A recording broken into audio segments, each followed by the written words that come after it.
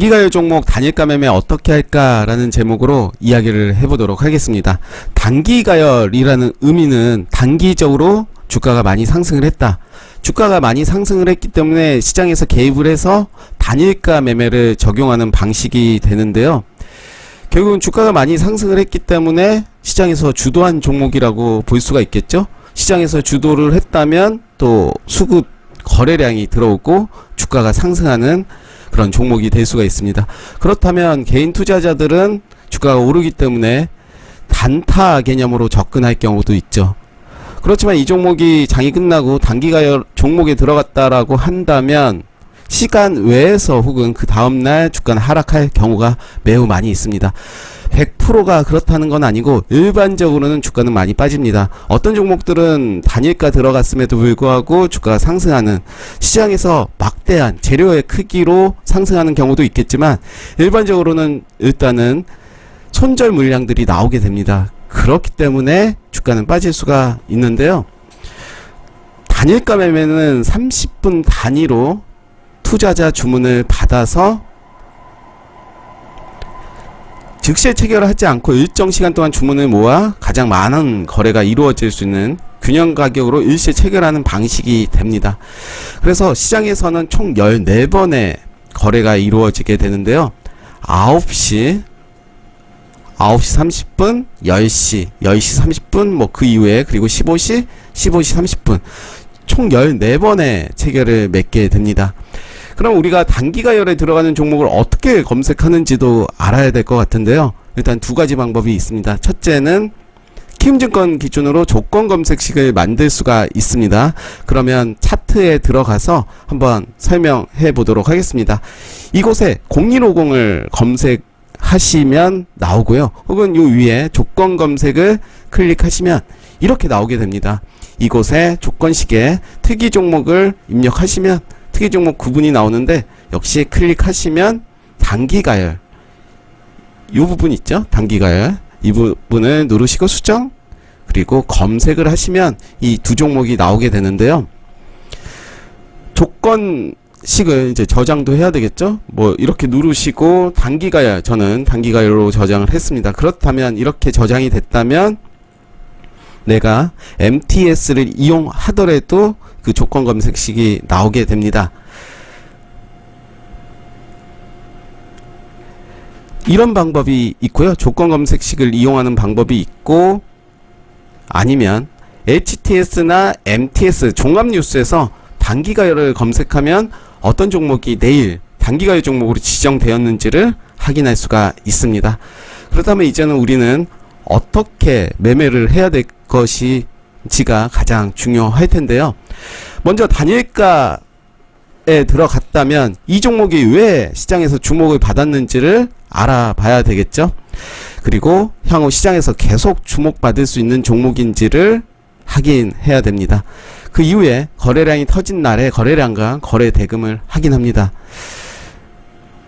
거래량이 많이 나왔지만 거래 대금이 많이 터지지 않았다면, 거래량이 또 많이 터지지 않았다면, 그러면 또 문제가 있는 거죠. 들어온 거래량이 있어야 또 이제 나가는 거래량이 있기 때문에 추후에 상승할 가능성이 더 높다라고 판단이 되겠죠. 차트를 길게 보면서 매집이 탄탄한지를 확인해야 됩니다. 단기적으로 주가가 상승했다고 되는 게 아니라 일정 기간 동안 매집을 하는 구간이 있을 겁니다. 매집을 했기 때문에 쉽게 또 상한가를 만드는, 개인이 절대로 만들 수 있는 그런 것이 아니기 때문에 돈을 가진 주체들이 긴 시간 동안 매집을 한 이후에 상한가를 만들거나 이제 주가를 상승시키는 역할을 하게 되는데요. 그 이후에 다섯째는 기업의 실적을 확인하게 됩니다. 그렇다면 단일가 매매하는 방법에 대해서 이제 본격적으로 말씀을 드릴 텐데, 차트를 보면서 이야기할 필요가 있는데 먼저 이론적으로 말씀을 드리도록 하겠습니다. 첫째, 첫 번째 거래, 단일가가 들어간 첫 거래의 주가가 상승할 경우입니다. 그럴 경우에는 따라잡으시면 안 되고요. 시초가부터 상승을 할 경우는 관망을 합니다. 상승하는 경우는 10% 이상, 그리고 5% 이상 상승을 할 때는 일단 지켜볼 필요가 있고요. 두 번째 거래일에 어제 대비 5% 이상으로 하락을 한다면, 그때는 비중 30%로 1차 매수를 들어가는 겁니다. 그리고 그 이후에 다시 3거래일에 주가 상승한다면 일단은 관망을 할 필요가 있죠. 불타기를 한다든가 내 평단가보다 높은데도 불구하고 불타기 하는 거는 좀 위험할 수가 있기 때문에 일단은 내 평단가 밑에 내려왔을 때, 그리고 내 매수가 기준으로 했을 때 5%가 찍혔을 때 이제 2차 매수를 들어가는데요. 첫 번째는 이제 주가가 상승할 경우는 이런 경우고요. 두 번째는 1거래의 주가가 하락할 경우입니다. 우리는 대부분 이런 방식으로 이제 매매를 하게 될 텐데, 상승시는 관망을 하고 전날 종가 대비 들어가기 전, 단일가 들어가기 전날 종가 대비 2% 이상 하락할 때는 30% 1차 매수를 합니다. 그런 이후에 1차 매수가 이제 2% 하락한 금액에서 다시 하락이 5% 이상일 경우 비중 30%로 2차 매수에 들어갑니다. 2차 매수가로부터 하락이 5% 이상 다시 생길 경우에 비중 40%로 3차 매수를 들어갑니다. 제가 개인적으로 몇 년 동안 단일가 매매를 해본 결과 대부분 1차 혹은 2차에서 마무리가 되는데요. 3차로 갈 경우는 그렇게 많지가 않습니다. 일단은 이런 방법들 기억하시면 좋을 것 같고요. 그러면 이제 매수는 했지만 매도는 어떻게 할까? 사실 매도는 정해진 건 없습니다. 내가 욕심이 어느 정도고 내가 과연 시장에서 이 종목의 재료의 크기를 어떻게 해석하느냐에 따라서 매도의 시기는 달라질 수가 있을 텐데요. 보통은 우리가 단기가열 종목에 들어가면 일단은 빠집니다. 일반적으로 빠지기 때문에 반등의 수익을 얻기 위해서 단일가 매매를 하는데, 일단은 수익의 3% 이상부터 분할로 대응을 하고요. 종목에 대한 악재가 나오지 않거나 추세가 깨지지 않으면 홀딩하는 원칙으로 한다는 거죠. 일단 수익이 났을 때는 반 정도, 3분의 1 정도는 파는 것은 수익 실현하는 게 안전합니다. 그 이후에 이제 종목을 봐야지 내 마음이 편해지고, 나중에 주가가 빠진다 하더라도 내 본절에서 나올 수가 있기 때문에 결국은 수익으로 마무리가 된다는 거죠. 그래서 분할 매도는 매우 중요하다. 물론 분할 매수도 중요하겠지만, 그럼 손절 라인은 어떻게 보냐도 이제 중요할 텐데요. 손절은 일단은 우리가 매수를 하기 전에 목표가 손절가를 정해야 되겠죠. 나는 마이너스 10%에서는 손절을 할 거야. 나는 마이너스 7%에서 손절을 할 거야. 이렇게 기준을 정하시고 들어간다면, 물론 1차 매수가 있고 2차 매수가 있고 그 평단가를 기준으로 했을 때 마이너스 7%, 마이너스 10% 이 기준을 말씀드리는 거고요. 그렇기 때문에 항상 손절가는 정해놓고, 고가이기 때문에 손절가를 정하지 않으면 이제 흔히 말하는 물린다, 존버한다 라는 이야기가 나오고요. 존버할 수도 있겠지만 존버한 이후에 나중에 더 물리는 경우가 있습니다. 일단은 내 기준에 부합이 되지 않는다면 자르는 것이 답이 될 것 같고요. 일단은 시장 상황에 따라서 종목에 대한 악재가 나오지 않는다면, 만약에 나온다면 바로 자르는 게 맞겠죠. 대응을 해야 되겠죠. 그렇게 잡아야 될 것 같고, 그렇다면 이제 종목에 들어가서 한번 보도록 하겠습니다. 저는 단기가열 종목을 이런 식으로 매달 정리를 하는데요. 11월에 단기가열 종목, 10월에 단기가열 종목, 9월에 단기가열 종목, 8월에 이런 식으로 정리를 합니다. 그러면 오늘은 10월에 단기가에 들어갔던 종목들에 대해서 보도록 하겠습니다. 먼저 볼 종목은 아머그린텍입니다. 아머그린텍이 이날이었습니다. 이날 단기가열에 들어갔습니다. 그 전에 보시면 상승하고 크게 상승을 했습니다. 저점 대비 거의 30% 이상 상승이 됐고, 10월 29일에 단일가 들어갔고, 보시면 종가가 3.67% 하락을 했습니다. 아까 제가 첫 거래일에 2% 이상 하락을 하면 1차 매수를 한다라고 말씀을 드렸습니다. 1차 매수 들어갔겠죠? 대략 3% 정도에 들어갔다라고 하고, 다음날 보니까 1.47% 상승이 되고 마무리가 됐습니다. 그렇다면 대략 2% 정도가 마이너스가 되겠죠? 이날 종가 기준으로 했을 때. 그 다음날 보니까 0.87% 상승이 됐습니다. 대략 1% 정도 하락이 된 내 평단가가 됐을 겁니다. 어떤 분들은 한 0.5%에서 0.1% 하락이 된 상태고요. 그렇다면 이제 생각을 해야 되겠죠. 첫 거래일, 둘째 거래일, 셋째 거래일도 그렇게 움직임이 없었다? 일단은 1%지만 나와야겠다. 이렇게 정할 수가 있겠고요. 그 다음날 단일가가 해제되고 크게 빠졌습니다. 빠진 이후로 이제 주가는 계속 빠졌죠. 그래서 기준을 정하라는 의미가 나는 이때 장대 양봉이 나왔던 요 라인을 벗어나면 손절할 거야 라고 했으면 이 라인에서 손절을 했겠죠. 그랬다면 더 큰 손실을 벗어날 수가 있었을 테고요. 쇼박스 한번 볼게요. 쇼박스도 이날부터 단일가 들어갔습니다. 10월 13일부터 들어갔는데 종가가 1.67% 하락을 했고 저가는 1.81% 하락을 했습니다. 내가 매수할 근거는 주지 않았습니다. 저는 2% 하락을 할 때 매수를 하는 거였고요.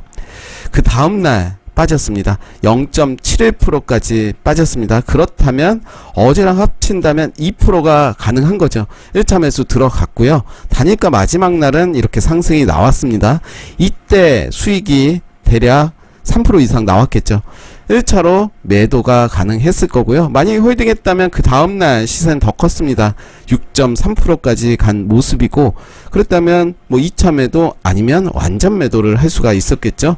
그 이후에 주가는 빠졌고 더 빠졌습니다. 더 빠진 이후에는 물론 내가 판 가격보다 더 위에 가긴 했지만 단일가 매매할 때는 그렇게 욕심을 부리지 말고, 물론 대박주는 단일가에서 나오는 것은 맞습니다.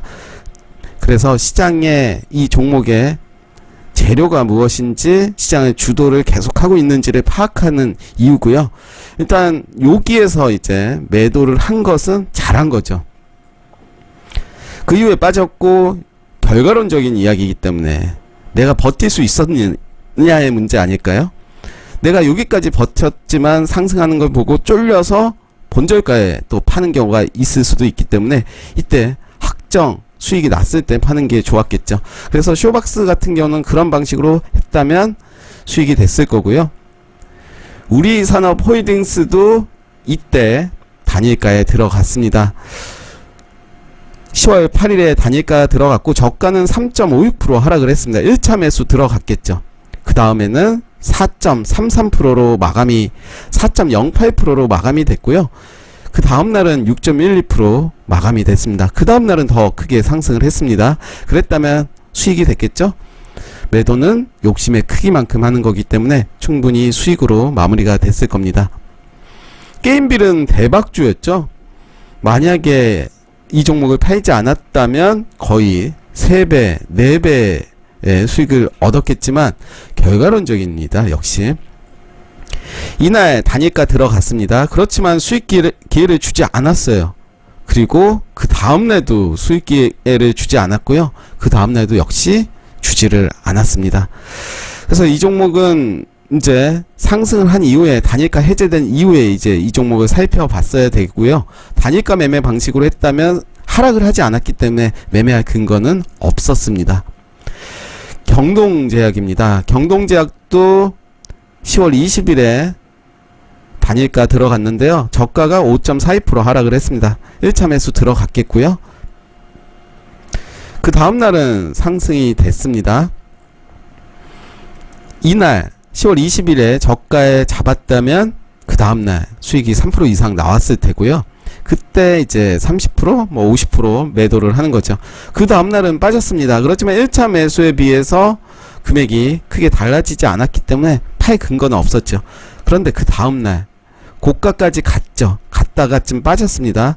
어떤 분들은 수익이 나왔을 테고 욕심을 부린 분들은 이제 손실이 됐을 텐데요.